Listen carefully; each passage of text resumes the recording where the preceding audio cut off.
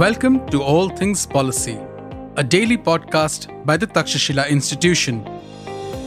We are a bunch of policy nerds based in Bengaluru, and we like bringing fresh perspectives to Indian affairs and Indian perspectives to global affairs. So grab a cup of coffee, sit back, and join us for today's chat.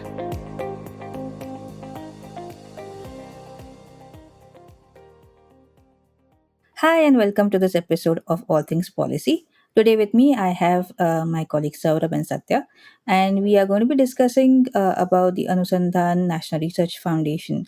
This is obviously a new scientific fund that was created. It was meant to be a game changer in the science R&D ecosystem in India, and is supposed to align with India's goals of Vikasit Bharat by 2047. The first two initiatives under the ANRF are finally here.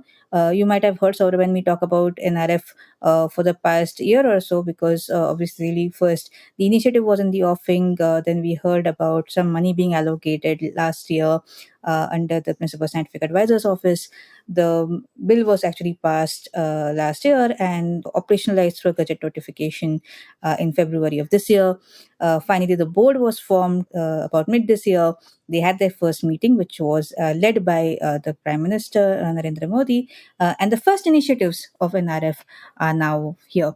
So today we're going to be discussing about what the vision was behind starting ANRF, what these two initiatives do, and where do we go from here.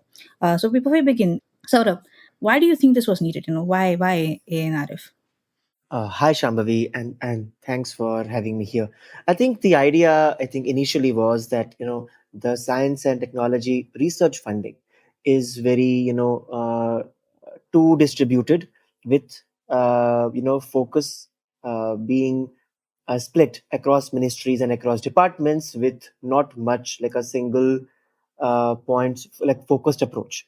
So the idea behind ANRF was that there will be this one big funding agency that would be allocated a significant amount of resources. Some of it would be by repurposing existing research grants, and this one body which would be comprised of all the major government departments dealing with R&D, science and technology, will have representations from private sector and civil society.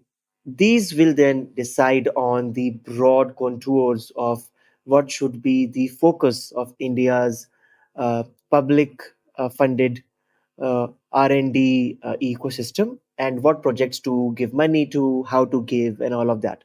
So I think this specific reform, I mean, I am personally a huge proponent of. I know there have been a few discussions where this may not have been the best, but I think given our system of governance and allocation of resources, I think this is the a very good system in principle. So now coming to what is the transformative potential. I mean, this has the potential to revolutionize the way funding is distributed. You can have one point of contact for all funding dispersals. You can have a common format of how the funding is dispersed, what is the eligibility criteria.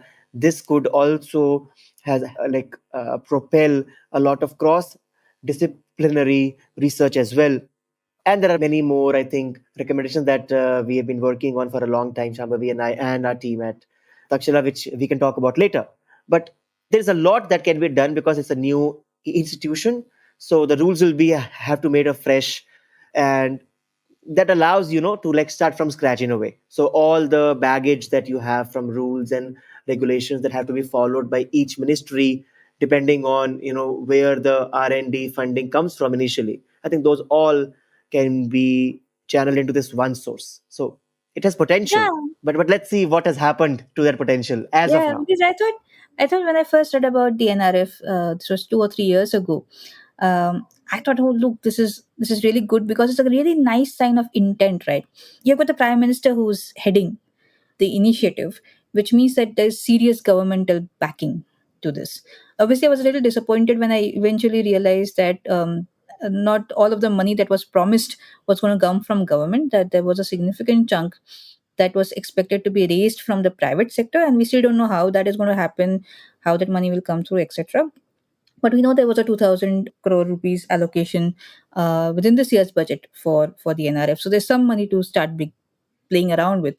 And therefore, I guess we have now got these two initiatives. One is around funding more early career researchers. So this is in academic setup, giving money to people who have set up labs within the last 2 years. It's quite interesting because they have kind of backdated it. So even if the call has come now, for this one time, the 2 years is considered from 1st February 2022 and not from now. So it's actually in the last financial year, not in this financial year, which I thought was, perhaps there is some fiscal error correcting that is happening in the background.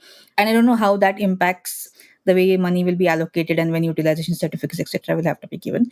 But that is one sort of initiative, is to have more of support more early career academicians. And the other is, I found this very surprising because I thought that this whole early career research grants is just expanding an already existing initiative under TST.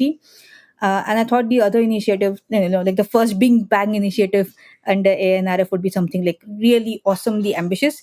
And then I saw it was about EVs, which is, kind of, we already have the EV mission, we have a lot around us, but I'm here to learn about what under NRF will be new about EV. So to tell us about that, I have Satya. Hi, Shambhavi. Yeah, so I mean, earlier in the conversation we were talking about before the podcast recording. It seems like until now, the conversation and the focus from the government side has been to uh, increase the production and adoption of electric vehicles and battery technology. But with this and the way they framed the Maha EV, for lack of, I mean, that's what the acronym boils down, which is Mission Electric Vehicle under Mission for Advancement in High Impact Areas scheme for Maha EV. It seems to be the case that the focus may have shifted to thinking about how India can participate or get a foothold in the value chain for electric vehicles. And I mean, in contrast to a lot of other government policies, they've identified three critical technology verticals. Right, these are the verticals which is tropical EV batteries and battery cells, power electronics, and electric vehicle charging infrastructure. All three of these verticals will benefit from foundational research that will happen in academic R&D, as opposed to simply in industrial R&D, which can focus on a lot of breakthrough technologies as well as process improvements. But in this case, academic R&D will play quite a large part.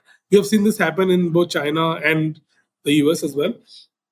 So I think the focus has shifted to something more granular like this.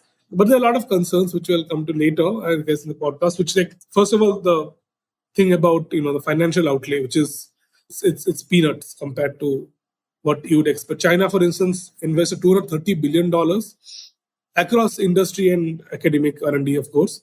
But I mean, even a fraction of that is quite a lot. 14,000 crore, out of which 50% is going to be raised by the private sector with a lot of uncertainty around it. Raises a lot of questions about how exactly this is going to be operationalized, right?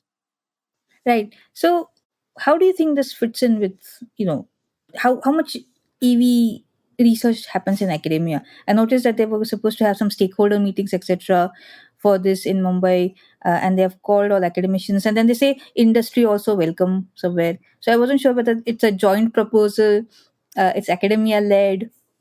Yeah, good question. I don't think there are exact, metrics to show how much or how many improvements in EV technology or breakthroughs can be credited to academia specifically.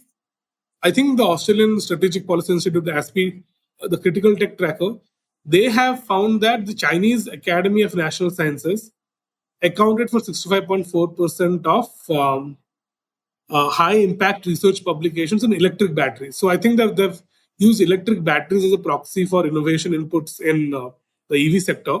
And similarly, I mean, the US is a distant second at 11.9% here, but still, like, so I think there definitely is quite a chunk of research happening through academia.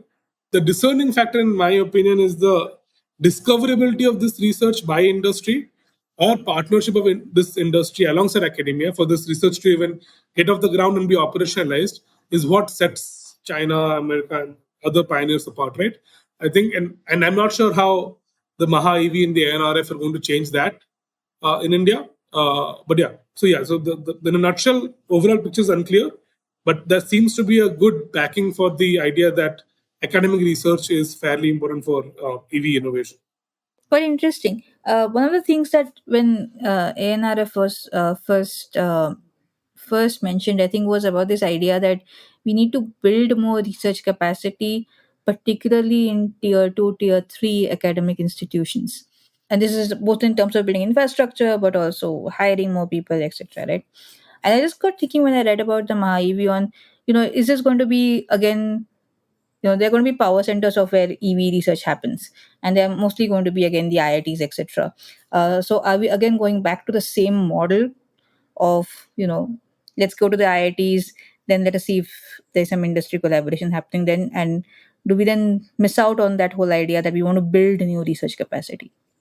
That's a good question. I think actually the latter may end up being true because the three verticals identified for the Maha EV research, they require quite a bit of very expensive and very cutting edge infrastructure. For instance, silicon carbide and gallium nitride research and development, semiconductor research and development requires you to have a test fabrication facility, characterization facility, all of which, for instance, the Indian Institute of Science may have, IIT Bombay may have, but to expect something like that from a tier two or tier three institution is even from I think a lot of NITs is very difficult. I mean, and establishing that infrastructure also has a lot of bottlenecks and roadblocks, not to mention red tape, of course, because in India, for its anecdotally, as far as I know, it is also difficult to import used industrial and scientific research equipment from other countries to play technological catch up in India. And this is something a lot of people in the semiconductor sector have been telling me about as well. The used fabrication foundry equipment, they can't bring so easily, even though it's cheaper to do that. So that is a huge roadblock for one, right? So to establish an infrastructure for something for R&D in these three verticals is going to be majorly costly as well as it's time consuming. So yes, we may end up seeing this the usual centers of excellence, for lack of a better word, IITs, ISC, etc., being at the forefront of this research. Nice. So I think this is something that Saurabh was earlier alluding to as well, is that when we started looking at ANRF few years ago, I mean, Saurabh and I have been looking at the biotech industry in India for some time now. And there are some issues that crop up again and again and again, both in academia as well as in the startups, right? Access to funding is one of them. Having to fill up everything in triplicates and filling in financial forms and waiting for money to turn up, for example, is another one. There are the general financial rules which are applicable to any project which are funded by the government, and then you have to go for buying the cheapest option, and there's a lot of rigmaroling that happens around trying to get the product that you actually want, instead of the one that you have to buy because that's how the rules have been written, right? And we always thought that, I think, and you see this again with the new grant that they have given for early career researchers, that where you have to fill in your two duplicate utilization certificates every year, and you have to show your financial expenditure, and everything has to be done timely. And this, so many academicians have now told us that this just is a very time consuming. So you're spending the time you're supposed to be doing on research, you're trying to fill out all of these forms and give them in duplicate, then they get lost and then you have to do it again. So A, it just takes away from your research time, but B, it also then it is bringing in more delay, because unless that financial expenditure is filed, you won't get the next tranche, which means there's a delay in the research again, you won't be able to buy something. And so we thought, and I'll ask Saurabh to talk a bit more about this. We thought that the NRF actually provided an opportunity, especially because it was helmed by the Prime Minister, to do something completely fresh and new to the science ecosystem. Saurabh?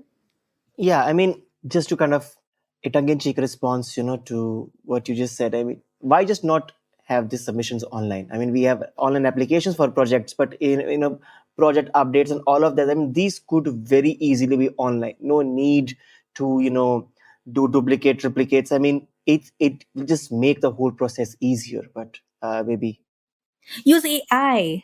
use maybe that also needs a separate grant, but I would say that, I mean, see, we've been talking about this for a while, that, and I want to highlight like a few ways, now that ANRF is getting into gear with like is setting these projects into motion. I want to kind of take a step back and see what kind of role that ANRF can play. So we think that there are going to be three broad objectives that ANRF can try to address or kind of achieve. First would be to actually upgrade the research and development capacity at universities. So before you have researchers who can apply to do XYZ project and everything, do we have enough infrastructure that allows willing researchers to then do their research and then apply for grants to kind of deep dive into the research? So that's one. Second is that given that we have this one big body with a huge political capital involved as well, this organization can fund the exceptional and risky research that otherwise would not be something that departments would do. So it's one big body, has funding, has backing of the prime minister and the defense ministries, and science and the technology ministries and all of that. So that is also something that the uh, foundation can do. And then usual stuff which I think it started with is has started already, is to support research grant for willing researchers in areas that they have identified to be crucial. So first, I think, which you also mentioned, Shambhavi, was that NRF can should devise its own financial reporting system. The existing reporting system which the government uses, we've been told by many scientists that it is very cumbersome and it is not actually something that is kind of compatible with the way science research works. You the approval certificates, if you want some reagent, you cannot wait for like 3 months for the approval to come. If I asked for a machine or an equipment that I need, if I will get approval for that a year later, I mean, my samples are gone. So I mean, it's just one example. But so the system may be like, it may need to be simplified. It may need to I mean, some bold steps need to be taken to accommodate the unique requirements that that scientists have. And then I would also say that like right now we don't know what are the identified priority areas of the ANRF, how the money is being allocated. Is there a structure that the foundation is relying on? For example, uh, at least to upgrade this research and development capacity across India, especially in universities and colleges, a centrally sponsored scheme, for example, is something that should be looked into. I mean, you can pool funding from states, you can pool funding from other departments, Ministry of Education or whatever, but ANRF can kind of spearhead this idea that, okay, I'm going to give 500 crores per year to universities that want to upgrade their infrastructure.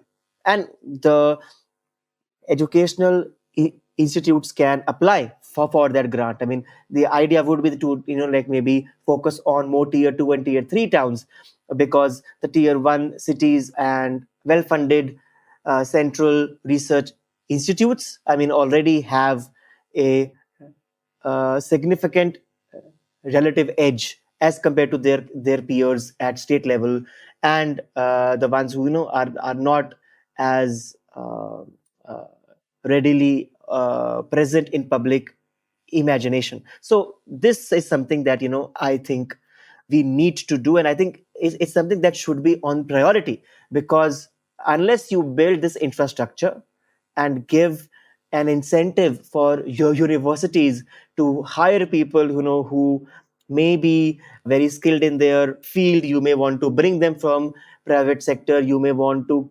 collaborate with private sector. So all of that, you need the foundation laid. And that foundation is something that I think this centrally sponsored scheme can do. And I also think, I mean, lastly, is that maybe some clarity on how the money is being allocated. So let's say, of the corpus that is identified annually, let's say 2,000 crores, how much of it is going to go into capacity building, how much of it is going to go into risky frontier research, which we need definitely, how much of this is going to go for research support for specific projects. I mean, I see along with these two major projects, there have been support for seminars and travel for researchers to go and attend conferences and present papers. That is a very important and much needed step, right? So all of these things, I would say, are something that, some clarity needs to be there for how the money is being allocated. And I would say first few things that ANRF should focus is to build capacity, because right now that is a very important and major choke point for all the other projects, for EV, quantum, semiconductors, even biotech. There are ministries that are doing plans and projects standalone as well. So we have the national missions on, quantum, semiconductors, EV. So the money is there already. So maybe some here and there funding to some cutting edge or risky research in these domains might be something that ANRF should do. But broadly, I would say that focus on things that nobody else is doing. And I think that is something that I personally feel, I feel very strongly about, is that we should do. And hopefully, I saw some tweets from the people involved with ANRF that they see that these last few meetings have finalized a slew of projects, and hopefully they are going to roll out sooner. But just changing the name from an existing scheme to something new is not something I think that the foundation should do, because it should utilize and capitalize on the transformative potential it has by virtue of being independent on its own and having backing of the government directly. I think that's a missed opportunity if we just relabel schemes. Sorry, I've been speaking for far too long. Well, what else can we expect from you, Saurabh? But I think you bring out a very important point, right? Especially because infrastructure also takes a lot of time to develop. It is better that we start allocating the first tranches of money for that. But actually, that brings me to an interesting point that I wanted to ask Satya. For the Maha EV, do you think there will be appetite within the private sector to actually fund research that comes under those verticals? Because as we know, the ANRF is supposed to source some money from the private sector. Our stance has always been that whatever 50,000 crores over 5 years the ANRF is supposed to build has to be over whatever money was already being spent on research. Otherwise, it is not, it is not really the game changer that it is meant to be. But perhaps things like EVs are verticals where the private sector might be more interested in loosening their purse strings. Good question. Actually, I'm not sure. Do we have any clarity on where, in case the 7,000 crore that's supposed to be raised for the private sector, comes into play? Do we have any clarity on the IP, the intellectual property rights arrangement will happen? Like, if the research that comes up is in partnership with, let's say, Tesla, right? Like Tesla battery development thing happens, then who does the IP vest with? Is it the government of India? Is it the institution? Is it the researchers themselves? Is I it don't going think to be there's Tesla? anything in the rules that have specified that yet. So that is the first hurdle. Yeah, the way the conversations happened early on were all about that money goes into a fund, and then that's how we I have always looked at how the flow was supposed to happen. That the money goes to the ANRF board, and the board decides the priorities on where what should be funded. Our argument has always been that, look, if the private sector had the money, then why are they not spending on R&D themselves? That's the first Hmm. question that you should be asking. And then if there are challenges, then maybe just getting rid of those challenges is more easier than trying to get outside people to give money to the government to then spend it. But I might be completely wrong in how they expect this to function. They might be looking for private industry partners, but in which case, questions of IP and what should be the government's role in, is it just subsidizing research? In which case, the 2,000 crore rupees is not really going to help the 7,000 crore rupees subsidize research. So I am not entirely sure about how the dynamics there is going to work. Yeah, so that answers my question in the sense that risk appetite for private sector players to come in and help the develop R&D of these three technology verticals under the Maha EV scheme. But then the problem is, if any moonshot technologies, like what we also call deep tech technologies in these verticals, become viable through this research, the only reason they would want to take up the risk is if they're assured that this is going to be lead to payoffs for them, which is understandable, right? So in that case, I think until we get clarity on this, we won't be able to tell you whether or not private sector players in the EV segment would want to be part of this. The other problem, I think, is if there is parallel efforts in within industry to develop to work on this specific R&D under these verticals, then how do you subsidize those? How do you improve those, right? Or how do you ensure that the nexus between industry and academia across these three verticals is unhindered?